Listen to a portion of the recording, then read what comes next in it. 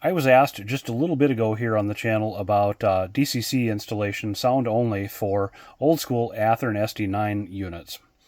Black Hills and Eastern Railroad, from the plains of the Sioux Empire to the heart of the hills. So I have my 3 blue box SD9s here on the bench, and I thought I'd walk you through a couple of things about the DCC install and a couple of things that it can dress these models up a little bit. And I mean, they're still really old tooling, but you can do some things to dress these up, make them look really nice besides weathering. And to start with, the 6147, the engine that Athearn did for about 100 years. I've put, of course, the rotating beacon simulation on the top here. That's an Athearn part that you can get. I believe this is the MLE version of the 3-pane all-weather window. And I've got that installed on both sides of this locomotive. A lot of these former CB&Q Burlington Northern SD9s had dual control stands in them, so they could face forward either direction, although the short hood is designated as front on this particular unit. As well as there's a radio antenna here installed and an air horn, I believe, that's separately applied from the factory. And I think that might be the factory air horn facing rearward here. This model also has installed some lift rings. You see, those are metal lift rings. You can either get those through Details West or CalScale, I believe. And you have to drill those out and insert those and glue those in. As well as, of course, painting the walkways. I think that's not done for you on the factory model. As well as painting the handrails and the ends, the step edges, and things like that. So on the front here, I do have MU hoses installed, and I see I'm missing one on each cluster, either side of the coupler here. And then I have my number boards decaled and painted. And I believe what I did on these is I separated in that Athearn tooling, I separated the headlight from the number board, so I didn't have light bleeding out around the edges of the number board. And the same with the rear here as well.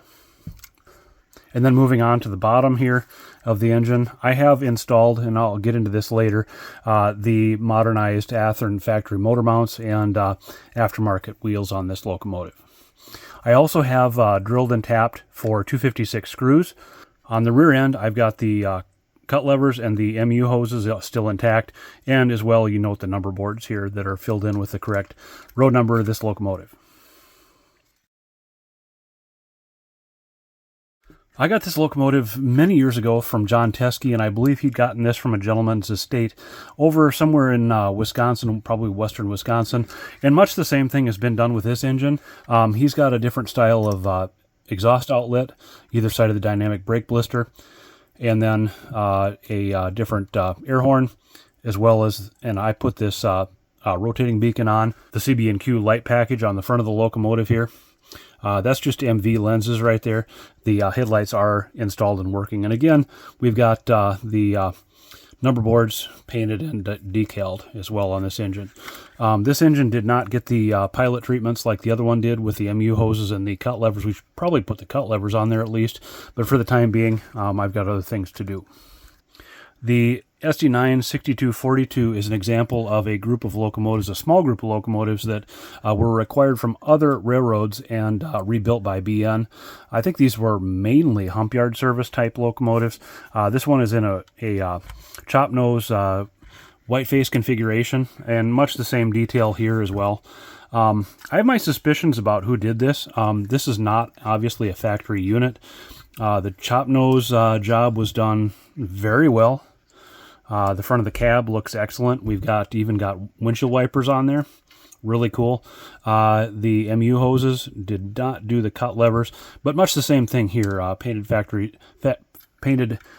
step edges, the American flag, and pretty much in keeping with how BN did their white face units. I believe this is 1991 and onward. So this would not technically fit on my Highline fleet, but I'm going to go ahead and run it up there anyway. And then to explain the difference between the DH123, 163, and those types of things, just the difference is that you're going to get more light functions on the higher number series. The 166, 163 is going to give you 6 lighting outputs. This decoder here is going to give you enough lighting functions to power your forward and rearward facing headlights directionally if you wish, or a forward headlight and maybe some other function.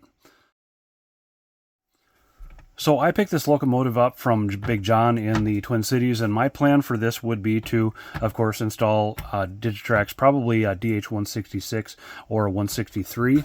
And just to walk you through what I would do on here, we're going to take the shell off and I'll show you what's all involved in that.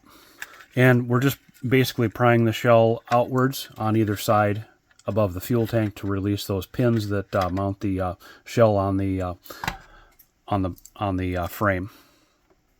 And the first thing I notice here is this has got this old crusty kind of rubberish mounting pad. And as you saw on this locomotive, we've got the modernized mounting pad here. This is a hard plastic that actually holds the motor in, and then screws that come up through the bottom of the fuel tank here on the left-hand side. You can see those screws coming up, the 4 of them. You can get that new mounting pad off of eBay. I believe Athearn is still selling those under Horizon Hobby. And that's what we will probably do on this one as well. And then you get started with your DCC installation, and you're going to remove the motor here. And essentially the idea here is to isolate the bottom of the motor from the frame. You're going to take that motor off of there. If you don't hear anything else in this talk, listen to this. You absolutely must insulate this bottom motor clip from the frame. So you do not need this clip. This clip is actually a throwaway item if you're putting DCC in this engine. Some people like to exchange this top clip for the bottom clip because the bottom clip actually has little legs that stick out and make contact with the frame down here. I had the benefit on my first Athearn Blue Box installation of being walked through it by an electrical engineer, and I'll do my best to give you the same treatment here as well.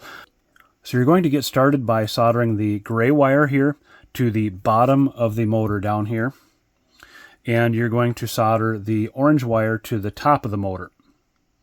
To determine which side is right and left, it requires a little bit of knowledge of your prototype.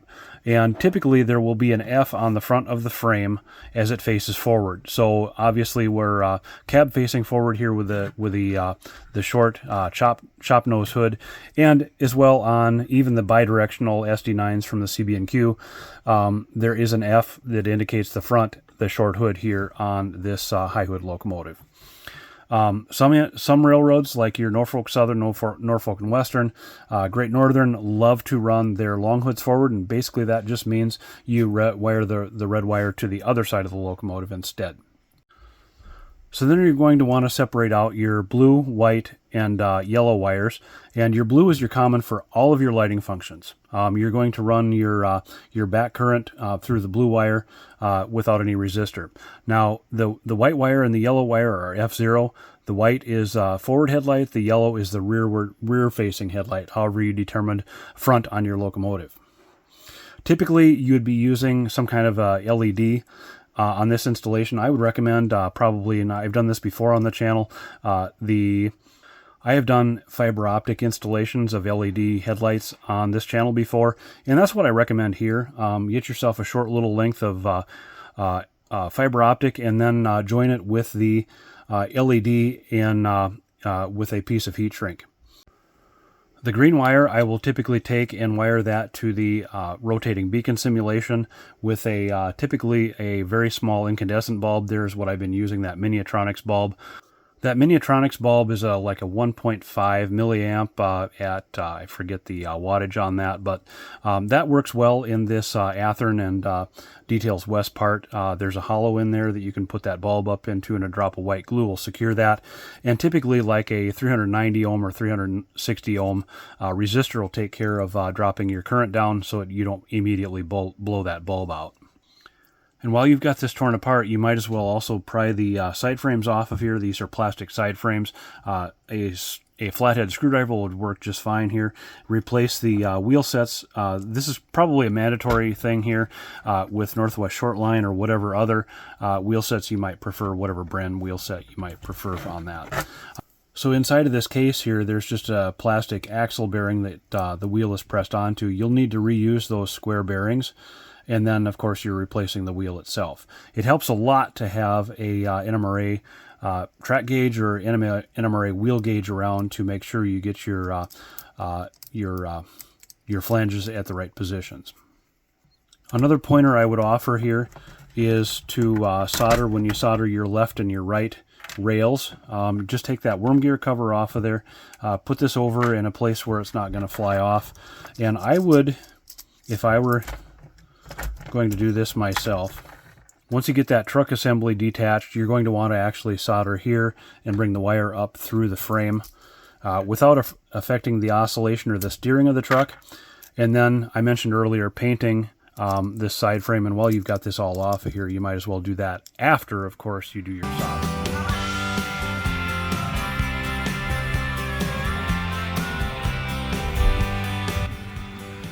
Right now we're watching the 6163 and the 6147 climbing the hill that represents the journey between the South Sioux City Yard and Edgemont, South Dakota on my layout.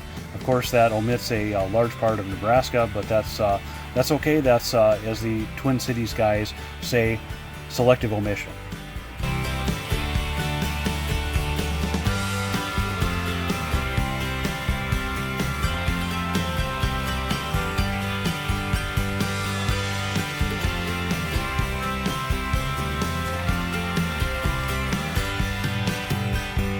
We've reached the point in this video once again where it's time to pull the pin here. I hope you guys enjoyed the content here. If you did, smash that like button, subscribe for more, and hopefully we'll see you in the next one.